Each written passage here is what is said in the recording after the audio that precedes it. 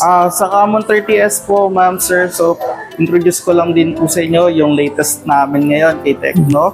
So, si Common 30S. So, si Common 30S ay meron ng 256 gig na memory, and then meron na rin siyang 16 gig of RAM po.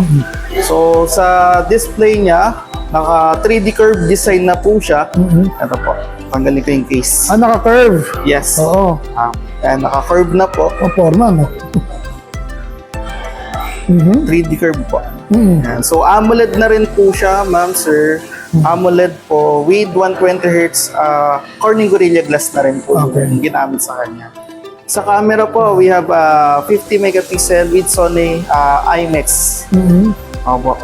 Okay. Yung chipset niya, Sa chipset, ma'am, sir, pwede na rin po siya pang games. Meron na siyang G100. MediaTek Helio G100. So, pang gaming na rin po talaga siya. And then, meron na rin po siyang fingerprint on display na rin po. 120Hz with AMOLED display, 6.78 inches na rin po siya. So, basically, it's a basic entry level phone na rin. Pero marami namang yan. Opo, sir, ma'am. Marami na po kayong magagawa. Una, sa mga mahihilig sa camera, naka Sony IMX na rin po. Yan. With OIS na rin po siya. 9,499 po. Pati naman, below 10K, makukuha mo na yan. Naka Sony IMX na pala, no? Yes, sir. Oo, pwede na yan. Oo.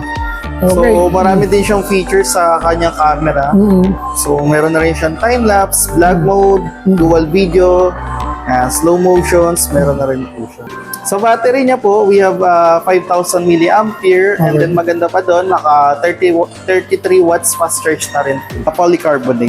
Polycarbonate din na material. Yes, sir. Okay. And anti-scratch na rin po siya. Okay. Available din tayo dito sa store namin, Tecno SM Tansa po. So, we have 3 color po, kung sakali. Pakita ko na lang din. Sige. Punta lang dito. Ayan. Ayan.